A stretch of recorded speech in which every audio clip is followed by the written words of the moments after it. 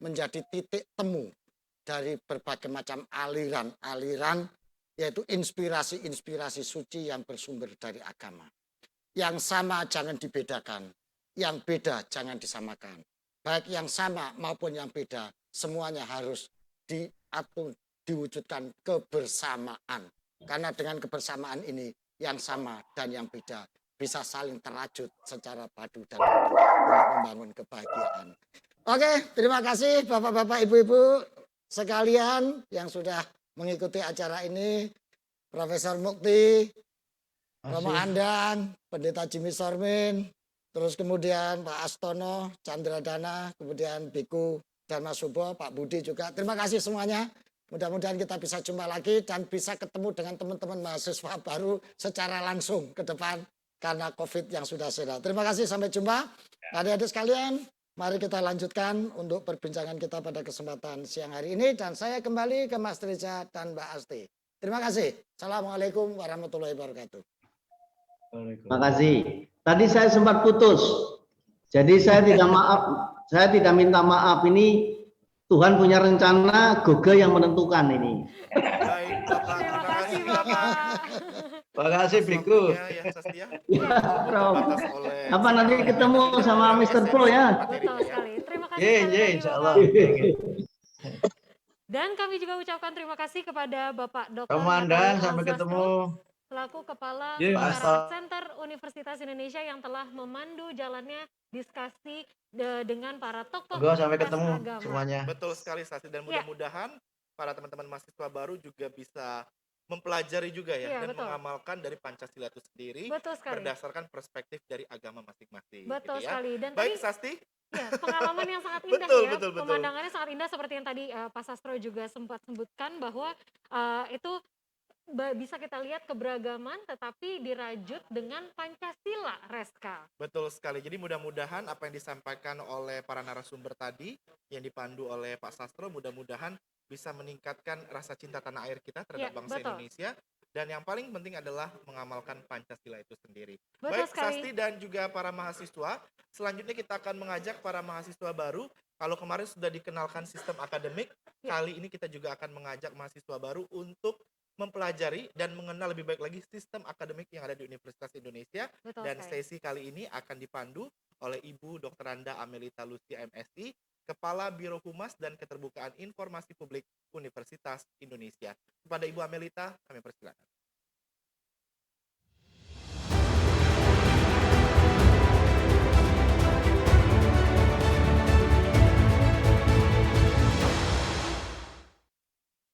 Halo, selamat siang para mahasiswa Universitas Indonesia Angkatan 2021. Kita bertemu lagi, kemarin kita sudah bertemu. Apa kabar kalian semuanya? Baik. Hari ini kita akan mendengarkan penjelasan yang lebih kepada akademik ya. Kemarin juga bersama saya membahas tentang bagaimana evaluasi hasil belajar dan sebagainya. Kali ini kita akan bertemu dengan beberapa narasumber dari Universitas Indonesia. Yang pertama adalah Bapak Profesor Ganjar yang merupakan Direktur Operasi dan Pemeliharaan Fasilitas di Universitas Indonesia. Kepada Prof. Ganjar, silakan memberikan pemaparan terlebih dahulu. Nanti mungkin kita akan bertanya jawab dengan mahasiswa baru dari Universitas Indonesia. Persilakan Prof. Ganjar. Assalamualaikum warahmatullahi wabarakatuh. Selamat siang, salam sejahtera untuk kita semua. Saya sampaikan selamat datang kepada adik-adik mahasiswa baru Universitas Indonesia yang sangat membanggakan. Perkenalkan, saya Ganjar Kiswanto. Saat ini dipercaya sebagai Direktur dari Direktorat Operasi dan Pemeliharaan Fasilitas, biasa disingkat menjadi DOPF. Pada saat ini saya khususnya akan menyampaikan mengenai fasilitas yang ada di lingkungan Universitas Indonesia yang adik-adik mahasiswa baru bisa manfaatkan secara bersama. Mungkin kalian adik-adik mahasiswa baru sudah pernah ke UI, tapi mungkin ada juga yang belum pernah atau baru pertama kali ke UI. Apalagi mungkin bahkan ada yang belum bisa ke UI karena masa pandemi ini. Ya, kita berdoa bersama semoga pandemi ini insya Allah cepat hilang dari muka bumi dan kita bisa kembali hidup sebagaimana sebelumnya. Amin. Baik, adik-adik, jadi kalian mungkin sudah pernah mendengar bahwa UI adalah kampus hijau. Kampus yang penuh dengan rimbunan pohon. Jadi sebenarnya UI itu terdiri dari 2 kampus besar. Di 2 lokasi. Pertama adalah UI Salemba. Mungkin kalian sudah pernah ada yang ke Salemba, mungkin juga ada yang belum.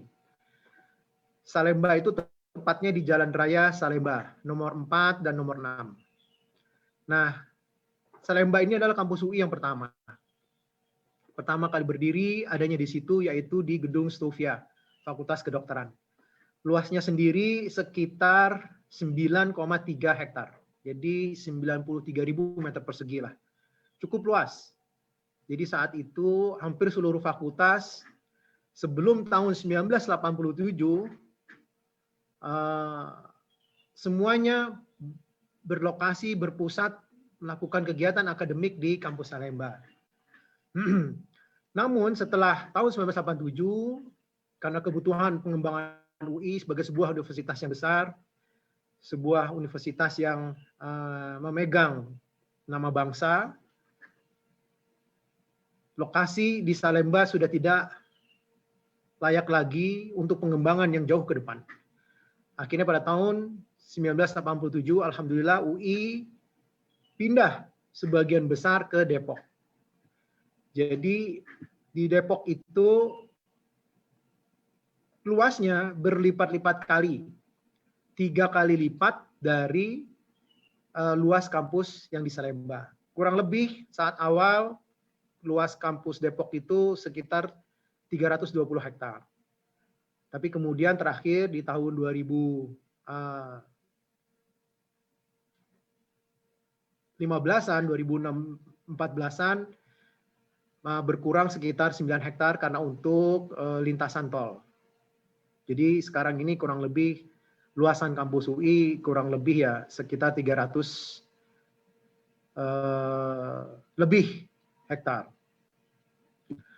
Nah, kampus UI itu terkenal dengan macam-macam.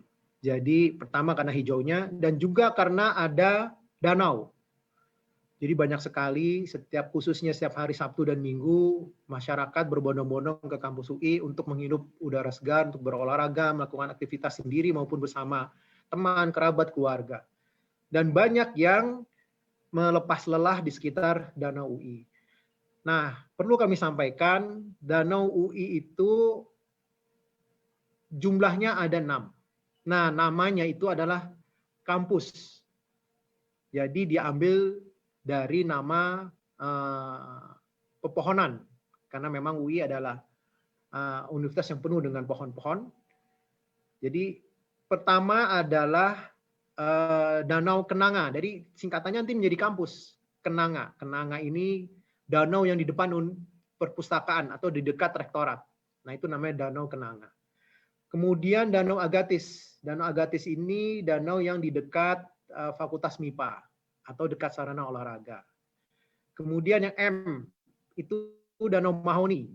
Danau Mahoni ini adalah danau yang di dekat Fakultas Teknik dan Fakultas Ekonomi dan Bisnis FEB. Kemudian P Puspa. Puspa ini adalah terusan dari Danau Mahoni. Jadi dia sambungan dari Danau Mahoni sebelum masuk ke Danau Salam. Setelah Puspa ada Danau Ulin. Nah, Danau Ulin ini yang mungkin sering kalian lihat pada saat kalian melihat tulisan Universitas Indonesia pada saat kalian mau masuk ke dalam area Universitas Indonesia. Kan ada tulisan Universitas Indonesia. Nah, danau yang di bawah tulisan itu adalah Danau Ulin yang cukup terkenal. Kemudian yang terakhir adalah Danau Salam. Danau Salam ini adalah danau yang paling hilir, jadi yang paling dekat dengan asrama. Jadi kalau kalian pernah ke asrama mahasiswa UI, nah danau yang terlihat dari asrama itu yang paling dekat itu adalah Danau Salam. Nah, total luas danau itu 269.000 meter persegi. Jadi cukup luas. Jadi sebenarnya alhamdulillah kita itu juga menjadi reservoir air bagi lingkungan Depok, area Depok maupun Jakarta. Nah, ini yang kita harus jaga sama-sama. Nah, itu terkait danau. Nah, saya juga ingin menyampaikan beberapa hal terkait fasilitas. Pertama, yang terkait masalah transportasi. Bagaimana sih transportasi di UI? Nah, kalian akan tahu, transportasi di UI itu bisa diakses, bisa disebut sebagai secara internal, transportasi internal di dalam kampus maupun transportasi eksternal. Artinya transportasi untuk meraih atau mencapai UI itu bagaimana. Kalau yang dari eksternal, kalian sudah tahu bahwa ada commuter line. Jadi ada KRL. Kita ada stasiun. Jadi itu stasiun pertama kali ya di Indonesia yang masuk ke dalam kampus. Jadi dia memang ada pas di pinggir kampus UI. Jadi dengan nama stasiunnya adalah Stasiun Universitas Indonesia. Dan ada satu lagi yaitu Stasiun Pondok Cina. Jadi kita kurang lebih ada 2 stasiun. Tapi yang lebih terkenal adalah Stasiun Universitas Indonesia. Jadi bagi adik-adik yang rumahnya di luar UI dan cukup jauh, nah bisa mengakses Universitas Indonesia yang di Depok, khususnya dengan menggunakan commuter line, dengan menggunakan KRL Jabodetabek, dan berhenti di Stasiun Universitas Indonesia ataupun di Stasiun Pondok Cina. Katakanlah masih ada yang tinggal di Bogor, nah itu bisa naik KRL, turun di Stasiun Pondok Cina, lalu dengan cukup berjalan kaki mencapai fakultasnya masing-masing. Selain KRL, kita juga dilalui oleh Transjakarta. Nah, Transjakarta ini ada beberapa trayek yang memang berhenti di halte Universitas Indonesia. Halte Universitas Indonesia di yang diberhentikan, yang tempat berhentinya Transjakarta itu adalah halte yang di depan Markas Komando Resimen Mahasiswa atau Makomenwa. Nah, Makomenwa ini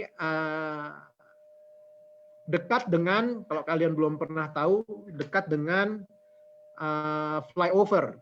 Jadi dengan flyover masuk UI. Selain Transjakarta, UI juga bekerja sama dengan Damri.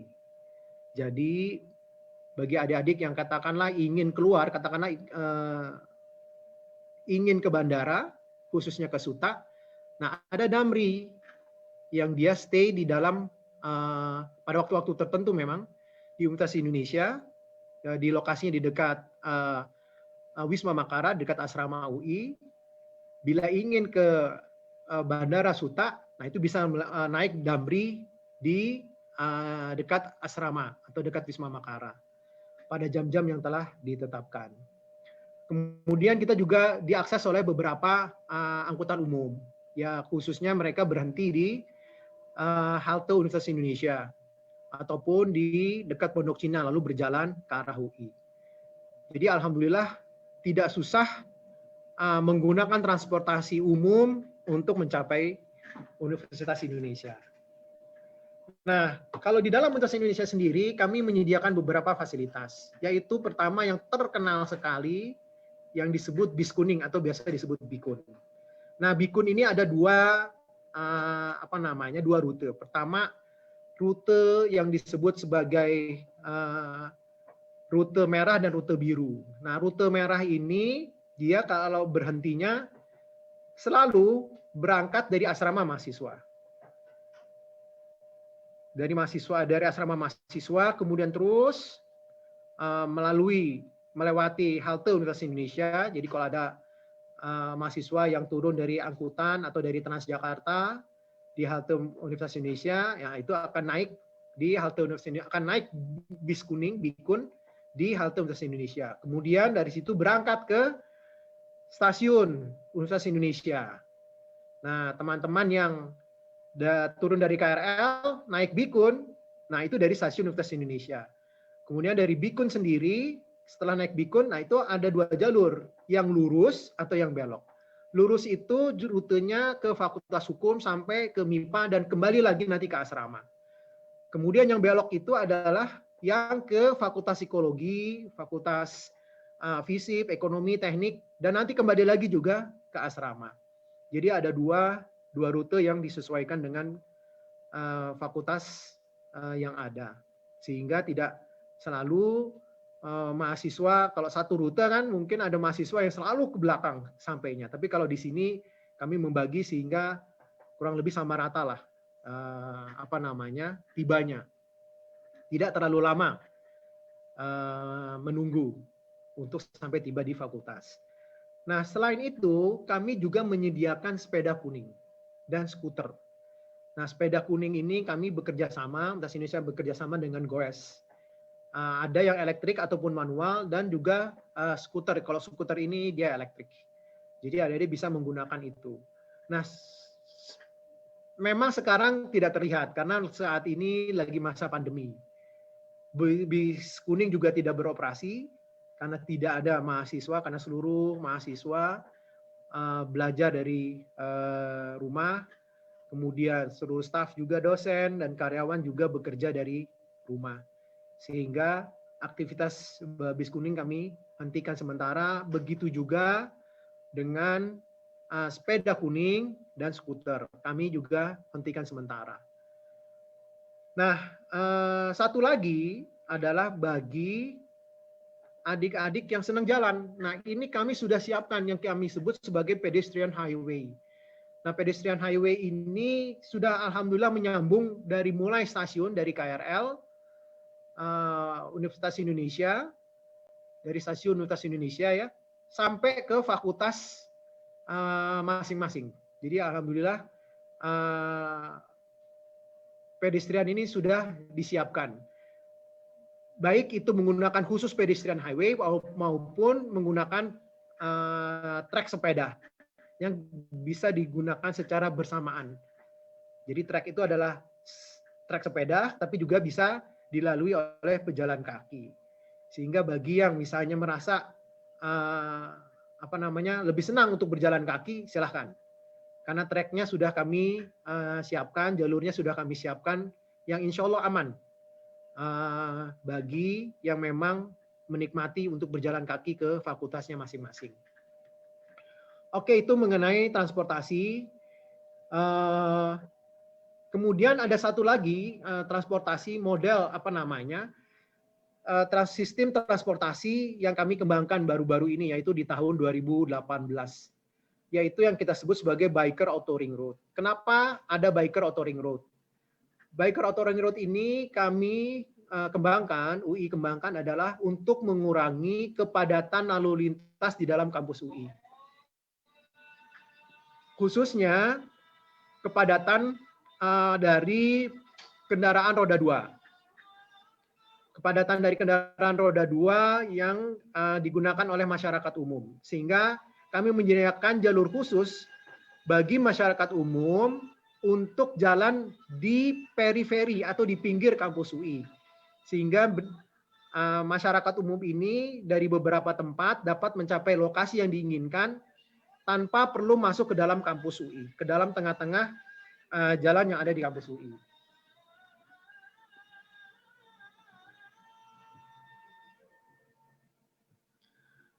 Fasilitas lainnya yang ada di Universitas Indonesia, mungkin kalian sudah pernah lihat atau belum, yaitu yang cukup terkenal dan ya bukan cukup ya, mungkin saya bilang yang sangat terkenal yaitu perpustakaan. Kami menamakan sebagai Crystal of Knowledge perpustakaan ini. Jadi perpustakaan ini menjadi memiliki puluhan ribu buku koleksi dan juga bisa diakses secara online. Dan perpustakaan ini memiliki bentuk yang unik, yang menarik, arsitektur yang indah, sehingga sering menjadi spot foto bagi siapa saja, termasuk bagi yang pre-wedding dan lain-lain, bagi yang buku tahunan SMA, bagi buku tahunan SMP, bahkan bagi adik mahasiswa yang akan lulus untuk tempat kenang-kenangan dan lain-lain. menjadi spot background yang sangat baik. Baik di pagi hari, siang hari, ataupun malam hari, karena lightning pada malam hari itu juga luar biasa dengan background perpustakaan. Kemudian fasilitas berikutnya adalah untuk kegiatan mahasiswa. Kita punya 2 gedung, yaitu pusat kegiatan mahasiswa, gedung pusat kegiatan mahasiswa yang lama, dan gedung yang baru, pusat kegiatan mahasiswa baru. Gedung baru, pusat kegiatan mahasiswa maksudnya. Kenapa kami membangun gedung baru pusat kegiatan mahasiswa? Karena kami menginginkan seluruh UKM, seluruh unit-unit kegiatan mahasiswa ini berkumpul menjadi satu. Memiliki tempat, ruang mereka untuk berdiskusi, berkolaborasi, menjadi lebih baik. Sehingga tidak lagi terpencar-pencar atau bertempat di tempat yang tidak pada tempatnya. Dengan begini, komunikasi menjadi jauh lebih baik, kemudian menjadi lebih aman karena terpantau, karena banyak sekali kegiatan yang dilakukan seperti yang ada di mahasiswa ketahui sendiri sampai malam ataupun sampai dini hari ataupun bahkan pagi hari. Nah, kalau ada di dalam suatu lingkungan yang memang terpantau, ada sistem keamanannya, insya Allah menjadi lebih aman dan lebih baik. Kemudian fasilitas berikutnya adalah fasilitas olahraga. Jadi kami juga menyiapkan fasilitas olahraga. Bahkan terakhir kami mengembangkan sarana olahraga multifungsi. 2 hall, yaitu hall 3 dan 4. Jadi sarana olahraga zona 1 sebagai bagian dari pengembangan sarana olahraga terintegrasi. Karena pada perencanaan ke depan Universitas Indonesia dalam waktu dekat ingin mengintegrasikan seluruh sarana olahraga yang ada di fakultas menjadi sarana olahraga terpadu yang ada di lingkungan sarana olahraga di Universitas Indonesia yang dekat dengan Danau Agatis. Sehingga lahan yang selama ini lahan atau lapangan olahraga yang ada di fakultas masing-masing itu bisa difokuskan untuk penambahan bangunan bagi pengembangan fakultas tersebut. Jadi kalau ada fakultas yang membutuhkan lahan untuk pengembangan bangunan ke depan dalam 20-30 tahun ke depan, katakanlah masih ada lahan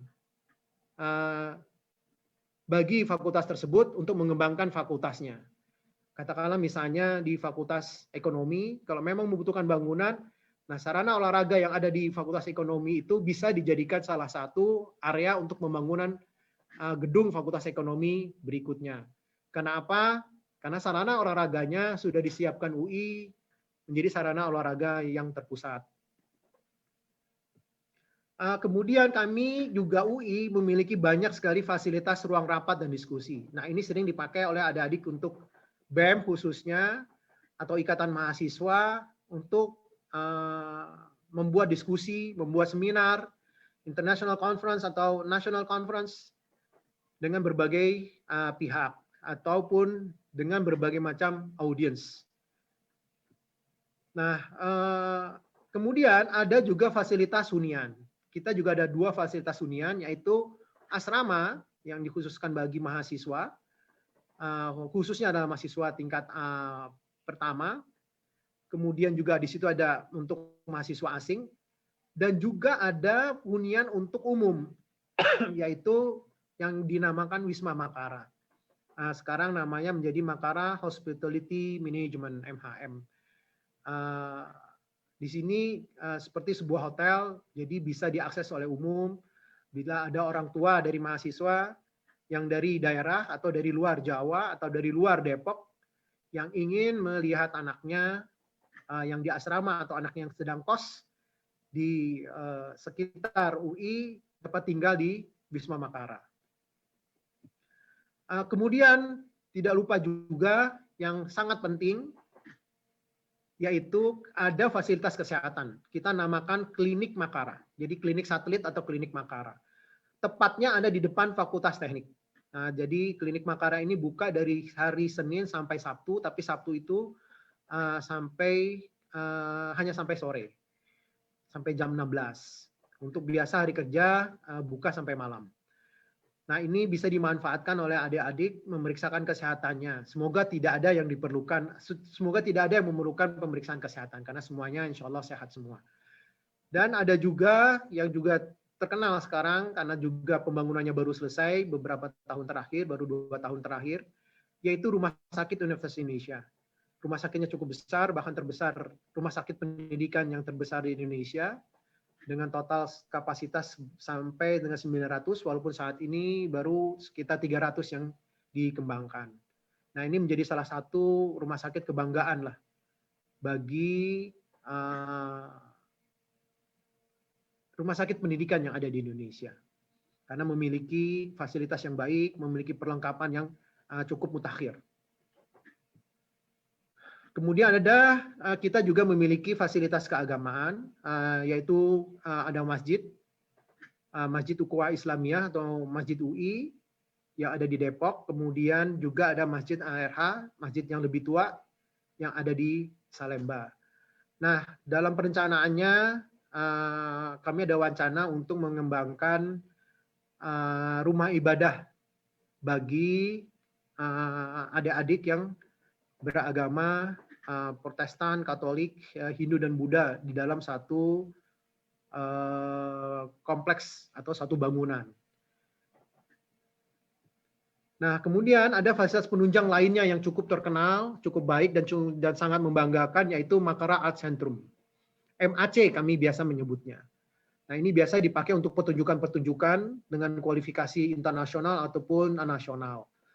Nah, ini terletak di dekat Danau Kenanga atau di seberangnya perpustakaan UI. Jadi kalau adik-adik kan melihat bangunan ini, dia sebenarnya di dekat masjid juga, di dekat Masjid UI itu akan terlihat bercorak lebih banyak hitamnya. Jadi ada skin atau dinding yang dari kaca. Nah, itu terlihat dari jalan.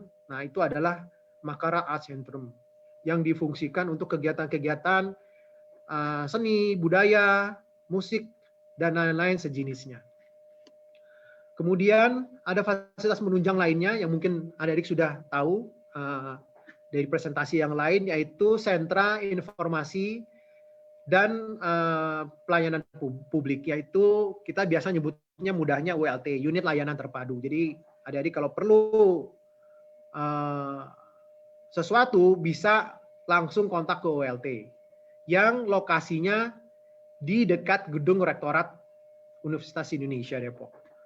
Jadi kalau butuh bantuan atau butuh informasi terkait Universitas Indonesia, pelayanan Universitas Indonesia, terkait pendidikan, akademik, dan lain-lain, bisa segera ke ULT.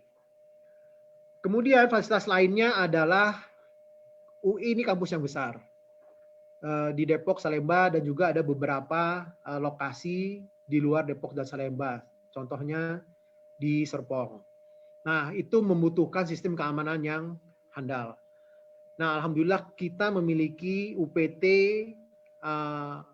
PLK yang menangani keamanan di lingkungan Universitas Indonesia. Depok, Salemba, Serpong, dan beberapa lokasi lahan yang dimiliki oleh Universitas Indonesia. Nah, kalau adik-adik membutuhkan suatu pelayanan keamanan, jangan ragu-ragu, teman-teman dari UPT PLK akan dengan senang sekali membantu. Gedungnya itu di dekat MAC, di dekat Makara Art Centrum, atau juga di dekat stasiun Pondok Cina lebih tepatnya. Jadi kalau ada adik yang tahu stasiun Pondok Cina, nah di situ ada gedung berwarna merah. Nah, itu adalah gedung unit pelaksana teknis pengamanan lingkungan kampus atau UPT PLK. Nah, ada beberapa hal juga untuk menunjang keamanan dan kenyamanan adik-adik mahasiswa selama berada di kampus UI. Kami mengembangkan yang kita sebut sebagai nomor telepon darurat, emergency call, yaitu jangan pernah lupakan ini. 1401 atau 14001. Jadi tinggal tekan 14001. Nah, adik-adik akan terhubung ke pusat layanan emergency.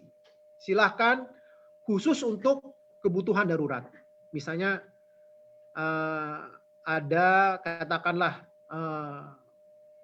kecelakaan, terjatuh dari sepeda atau sepeda motor yang membutuhkan bantuan, bisa langsung menekan tombol menelpon 14001. Nanti tim teman-teman dari UPT K3L akan segera merespon untuk melakukan penanganan segera terhadap permohonan permintaan darurat tersebut. Selain 14001 atau 1401, kami juga menyiapkan yang kita sebut sebagai panic button.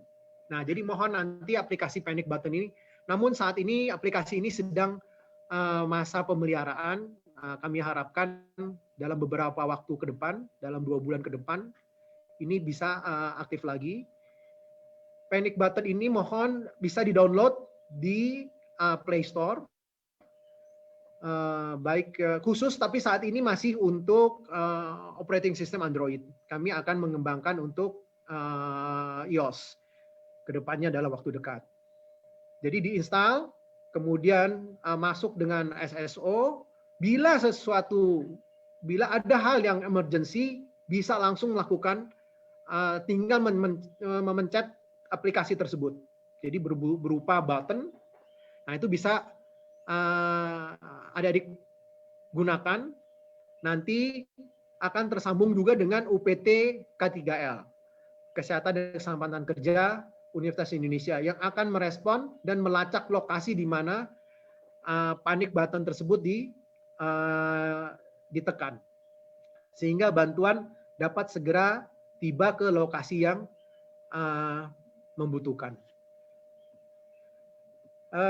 Terakhir, kami juga mengembangkan sendiri secara mandiri, yaitu fasilitas penunjang kendaraan untuk difabel. Jadi bila ada adik-adik atau ya dosen atau karyawan yang memang saat itu memakai kursi roda, nah ini bisa dilakukan penjemputan dengan menggunakan kendaraan yang kami kembangkan sendiri. Jadi di mobil tersebut bisa masuk bersama penumpang dengan kursi roda. Nah, yang lalu pernah dimanfaatkan dari mahasiswa yang ada di asrama, itu harus kuliah dengan menggunakan kursi roda tiap hari ke suatu fakultas. Jadi itu kami lakukan penjemputan dari asrama ke fakultas tersebut, pulang pergi sesuai dengan jadwal kuliahnya. Itu terkait fasilitas. Nah, ada lagi fasilitas berupa aplikasi, yaitu yang kami sediakan, yang bisa digunakan oleh mahasiswa, yaitu yang kita sebut sebagai SIJAFAS, Sistem Informasi Peminjaman Fasilitas. Nah, di aplikasi ini, web aplikasi ini, adik-adik bisa melakukan peminjaman secara online. Jadi seperti adik-adik melakukan booking hotel. Nah, apa yang bisa dipinjam? Yaitu kendaraan, yaitu bikun, kemudian ruangan. Jadi kalau ada pertemuan, ada seminar, butuh rapat, dari kegiatan mahasiswa atau apapun kegiatan yang membutuhkan ruang, tinggal membuka aplikasi ini, kemudian mengajukan usulan peminjaman. Dengan syarat dan ketentuan berlaku, nanti di situ ada syarat-syaratnya apa yang harus disiapkan dalam peminjaman tersebut. Baik peminjaman ruang maupun peminjaman kendaraan. Kendaraan ini maksudnya adalah bis kuning. Kemudian kita juga mengembangkan yang kita sebut aplikasi SIPAF, Sistem Informasi Pemeliharaan Fasilitas. Nah, memang sampai saat ini sistem ini masih dibuka di lingkungan PAU. Belum kami buka untuk mahasiswa atau sivitas umumnya. Tapi kami berencana di tahun depan ini kami akan buka untuk sivitas secara umum. Nah, mungkin itu yang bisa saya sampaikan saat ini. Semoga bisa menambah khasanah adik-adik mahasiswa mengenai fasilitas yang ada di UI, khususnya di UI Kampus Depok. Saya sekali lagi menyampaikan selamat datang, selamat beraktivitas, selamat belajar, dimanapun adik-adik harus belajar. Apakah itu sekarang memang harus di rumah, ataupun nanti insya Allah akan belajar juga di kampus UI, baik di Depok maupun di Salemba. Semangat, dan dengan mohon ridho Allah Subhanahu wa Ta'ala, semoga kita selalu diberikan kesehatan dan perlindungan dari Allah. Sekian dari saya. Wabillahi taufik wal hidayah. Wassalamualaikum warahmatullahi wabarakatuh. Cukup? Waalaikumsalam warahmatullahi wabarakatuh. Panjang ya tahunnya? Terima kasih Prof. Ganjar atas penjelasannya. Kalau kita ikuti tadi sama-sama ya, para mahasiswa Universitas Indonesia angkatan 2021. Dari semua penjelasan Prof. Ganjar, sepertinya kita sudah merasa ikut ya, berkeliling kampus, mengikuti dari satu danau ke danau berikutnya. Kita baru tahu ternyata danau ini juga kalau dipersingkat ya menjadi kampus ya tadi.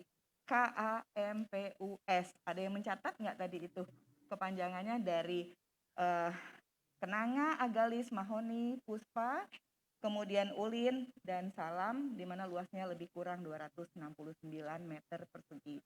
Prof. Ganjar, selamat siang. Selamat siang, Bu Amel. Apa kabar, Prof?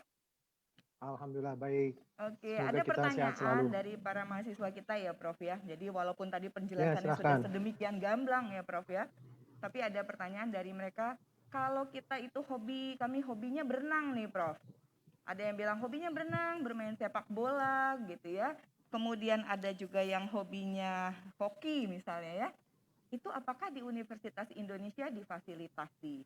Begitu. Yang kedua, ini pendek saja. Kalau saya press button 14001 misalnya ya, di ruang praktikum sedang ada sesuatu yang terjadi, apakah juga bisa untuk dalam tanda petik memanggil damkar, Prof? Pertanyaannya hanya dua itu saja. Silakan, Prof. Oke, terima kasih Bu Amel. Terima kasih adik-adik mahasiswa. Jadi kalau untuk sepak bola, hoki itu kita sudah lama mengakomodir. Kita ada stadion sepak bola dan juga ada lapangan hoki outdoor. Kita punya rencana pengembangan ke depan yang mudah-mudahan dalam waktu dekat dapat realisir, yaitu pengembangan akuatik. Jadi stadium akuatik, yaitu di situ ada kolam renang. Nah, saat ini kita juga memiliki kolam renang, namun masih dikelola, kita minta untuk dikelola oleh pihak ketiga. Nah, adik-adik bisa beraktivitas berenang di area yang di dekat Tugu Buku, mungkin adik-adik belum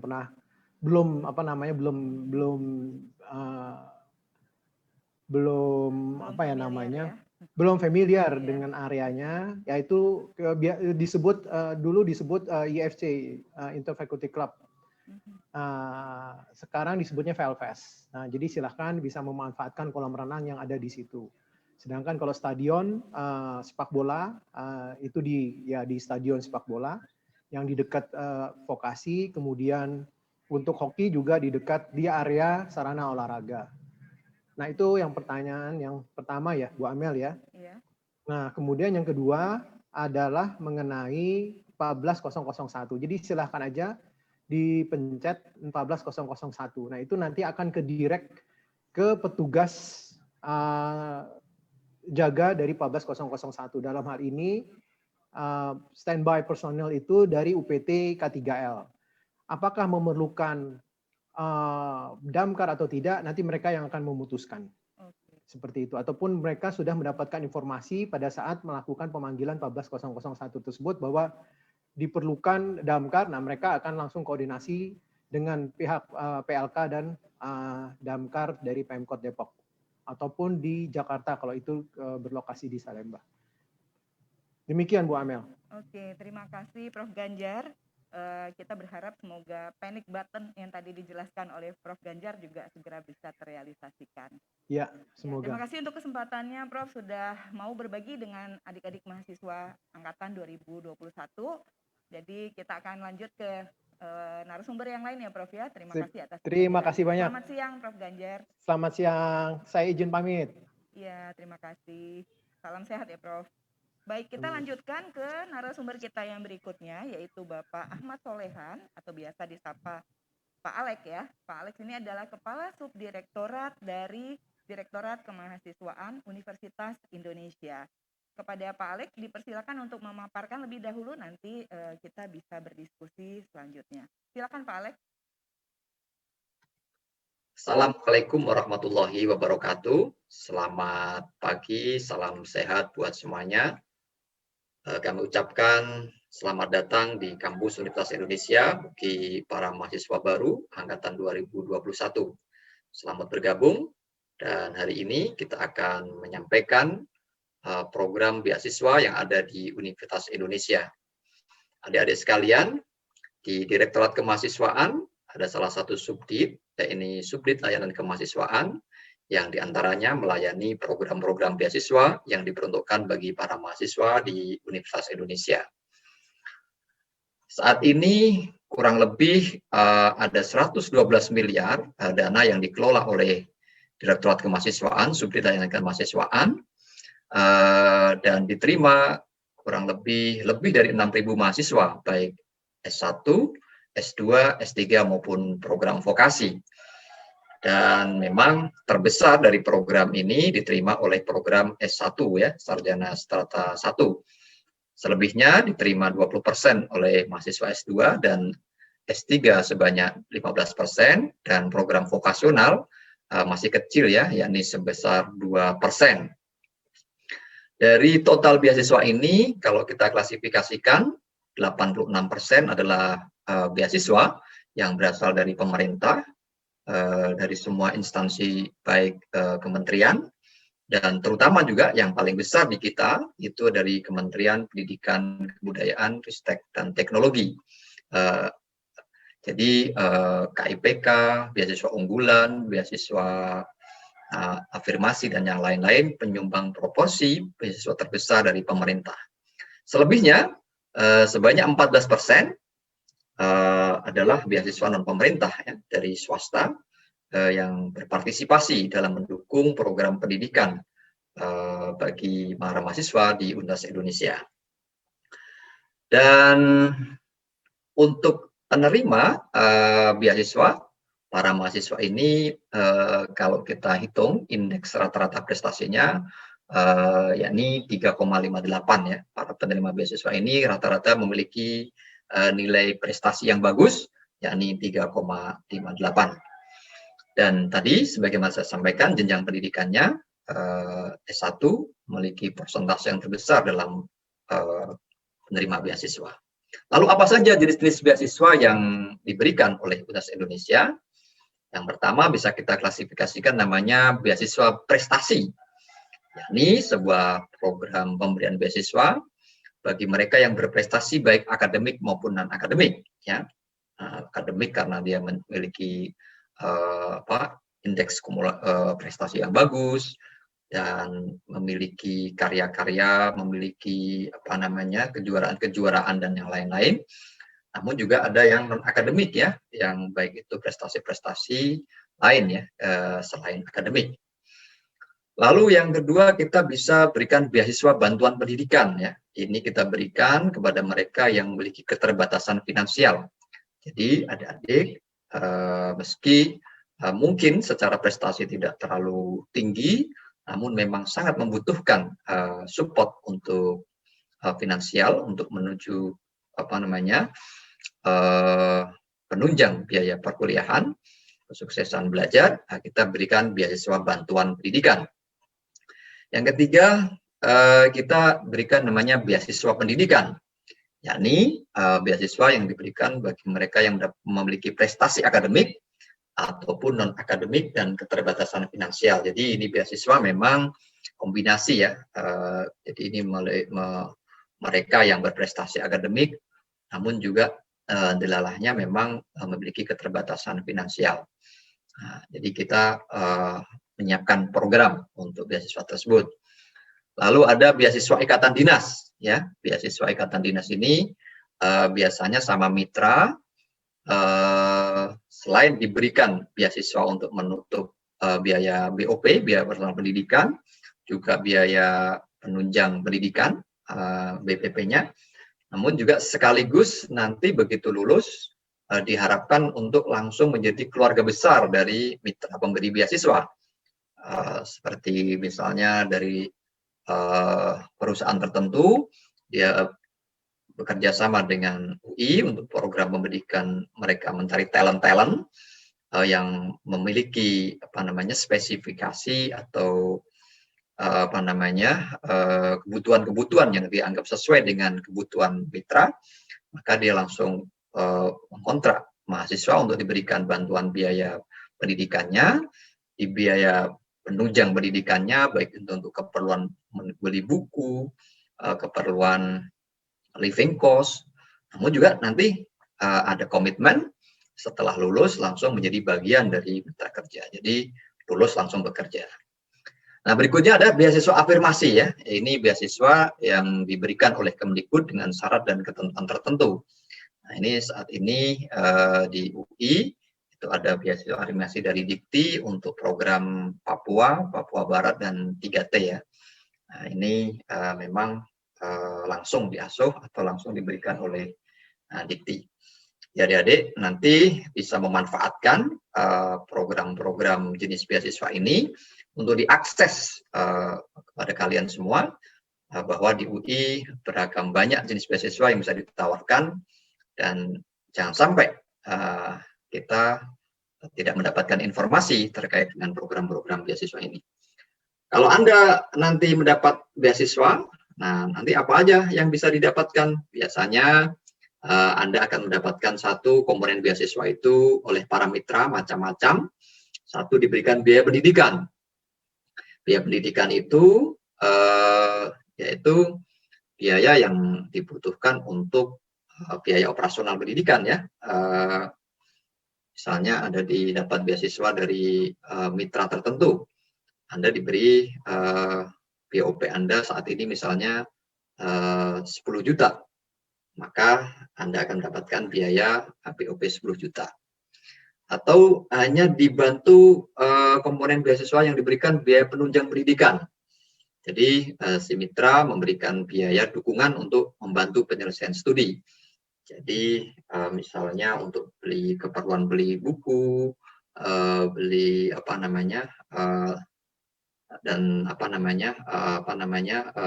jurnal-jurnal atau kepentingan literasi, penelitian, riset, apapun yang diperlukan untuk penyelesaian program studi. Nah, ini mitra juga biaya penunjang pendidikan. Atau yang ketiga diberikan namanya biaya hidup. Ini biaya kebutuhan hidup mahasiswa. Ini bervariasi tergantung dari kekuatan atau kemauan dari para pendiri, berapa masing-masing bisa diberikan untuk living cost-nya ini. Jadi mungkin ada yang besarannya 750.000, ada yang 1 juta, bahkan ada yang 1,5 juta, dan seterusnya. Lalu yang keempat ada beasiswa tugas akhir ya. Ini biaya untuk menyelesaikan tugas akhir mahasiswa menjelang kelulusan. Jadi setelah menjelang masa-masa studi, kita menyelesaikan biaya kuliah dengan cara merencanakan penelitian, dan biaya penelitian biasanya memang tinggi, dan ada variabel atau komponen beasiswa yang selalu diberikan untuk menunjang penyelesaian tugas akhir mahasiswa ini menjelang kelulusan. Nah, ini adalah yang keempat. Yang kelima adalah pembinaan atau pelatihan soft skill. Yakni biaya untuk meningkatkan kemampuan soft skill mahasiswa di luar kelas. Lalu apakah setiap beasiswa ini mendapatkan 5 komponen yang ada? Nah, sini adik-adik. Masing-masing beasiswa ragamnya tergantung selera pemberi beasiswa. Jadi bisa jadi mendapatkan biaya pendidikan plus biaya hidup, atau hanya biaya pendidikan plus penunjang pendidikan, atau biaya pendidikan, biaya hidup, biaya pendidikan sekaligus pembinaan, dan seterusnya. Nah, ini tergantung kepada mitra. Beruntunglah nanti kalau mendapat mitra yang lengkap, komplit. Nah, kalau yang dari Dikbud misalnya, yang dari pemerintah, saat ini bagi mereka yang memang dari program pemerintah, mereka yang kekurangan biaya pendidikan, ada namanya KIPK ya, program Kartu Indonesia Pintar Kuliah. Nah, itu oleh pemerintah satu diberi biaya pendidikan atau biaya operasional pendidikan ditanggung per semesternya, sekaligus nanti diberi biaya penunjang pendidikan ya. Nah, itu ada bulanannya yang diberikan kepada para mahasiswa. Nah, contoh seperti itu. Lalu ada juga mitra kita di swasta, banyak yang memberikan biaya POP, juga biaya penunjang pendidikan. Mereka bebas ya, artinya dia tidak membedakan untuk hidupnya atau apa, yang penting biaya penunjang pendidikan. Jadi POP-nya dibayarin, dia juga memberi biaya penunjang pendidikan. Nah, itu variasi besarnya ya, besarnya variasi antara BCA, Tanoto Foundation, dan yang lain-lain, itu masing-masing beda-beda.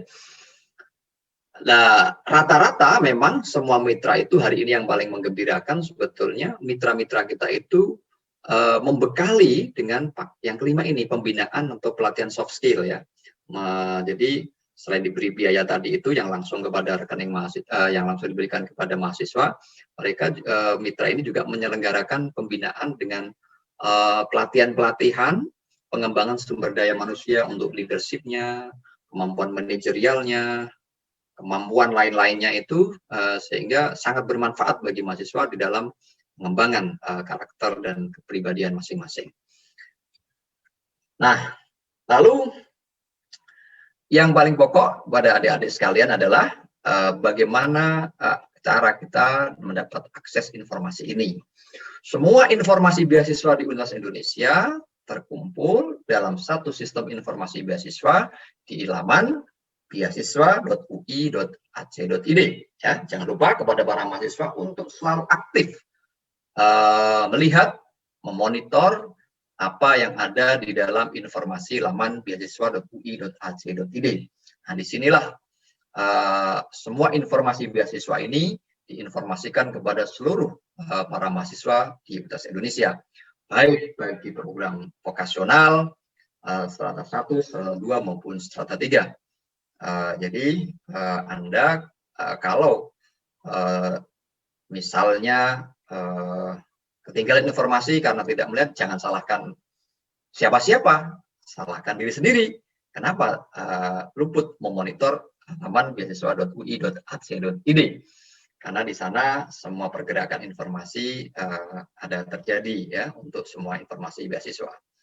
Apalagi nanti biasanya kan menjelang akhir semester, penutupan tahun, itu seringkali pergerakan informasi itu cepat ya, karena lebih banyak dibanding yang di tengah-tengah atau apa gitu.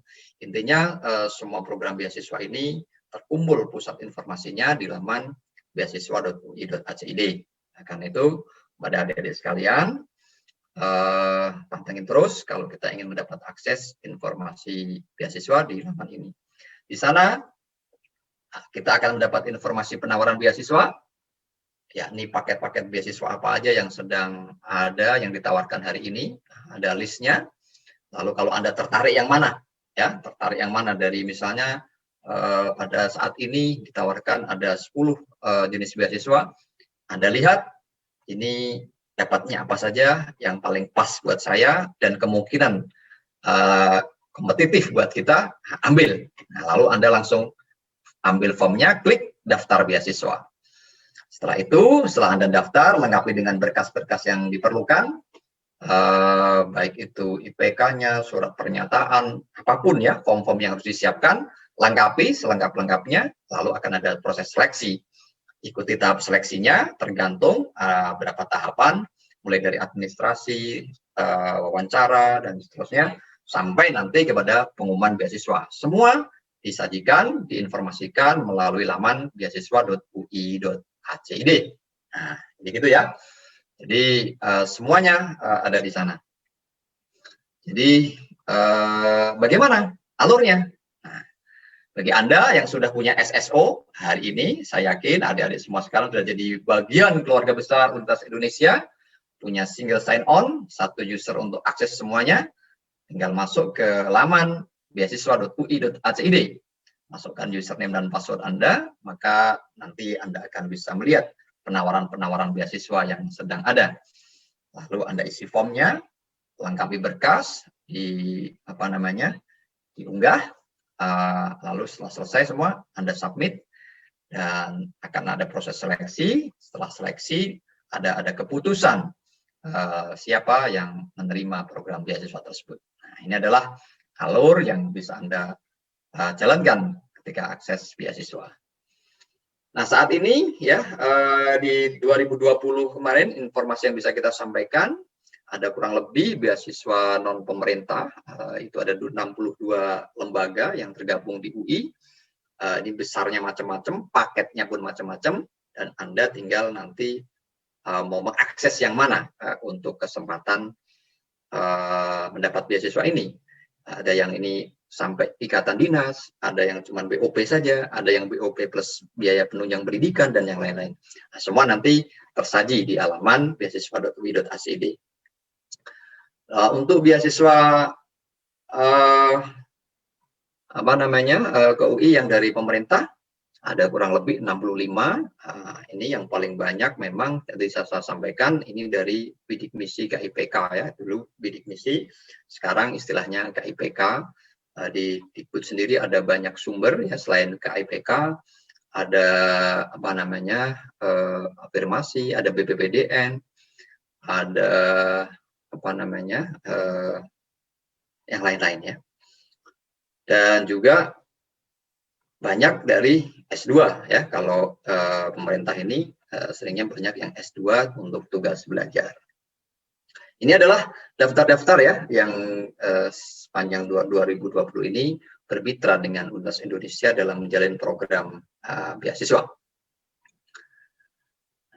Dan ini di laman kita sudah ada sistem administrasinya. Jadi mulai dari kita proses di subdit kita kerjasama, ada perjanjian kerjasama, lalu kita tawarkan kepada para mahasiswa, lalu mahasiswa mendaftar, kita seleksi, lalu kita publikasikan, lalu kita administrasikan ya keuangannya supaya nyampe kepada para peserta atau yang menerima beasiswa. Setelah itu para penerima beasiswa yang menerima ini juga kita bagi penyelenggara beasiswa wajib melaporkan perkembangan dari si penerima beasiswa, baik laporan pengelolaan keuangannya maupun raport akademik ya, kondisi kemajuan dari para masing-masing penerima beasiswa. Jadi kami melaporkan setelah mendapat beasiswa ini kira-kira terjadi perubahan lebih baik apa lebih buruk ya kan, apa IPK-nya turun, apa IPK-nya naik, dan seterusnya. Nah, tentu mereka berharap dengan support dari pemberian beasiswa diharapkan prestasi akademiknya naik, prestasi non akademiknya juga naik, kepeduliannya juga naik. Ya, tadi ya, mitra punya harapan-harapan bahwa para penerima beasiswa ini menjadi pemimpin-pemimpin Indonesia di masa depan yang mampu memberikan kontribusi terbaiknya bagi negara kesatuan Republik Indonesia untuk kemajuan bangsanya, kompetitif di era globalisasi ini. Nah, saya kira itu untuk informasi tentang beasiswa. Sekali lagi kepada adik-adik, mari optimalkan, manfaatkan sebesar-besarnya kesempatan mendapat beasiswa di Universitas Indonesia.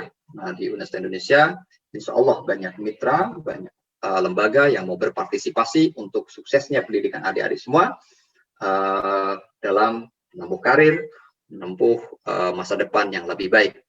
UI insya Allah akan terus melayani, dan mudah-mudahan adik-adik semua lancar dalam mengikuti pendidikan di Universitas Indonesia, lulus dengan baik, mencapai prestasi terbaik, bersyukur ya secara akademik bagus, non akademik juga bagus, dan selanjutnya setelah lulus nanti akan memberikan kontribusi terbaiknya untuk Universitas Indonesia dan juga untuk negara kesatuan Republik Indonesia. Demikian dari kami. Saya Ahmad Solehan, Kasubdit Layanan Kemahasiswaan, Direktorat Kemahasiswaan Universitas Indonesia, mengucapkan terima kasih atas perhatiannya. Ihdinas siratal mustaqim. Assalamualaikum warahmatullahi wabarakatuh.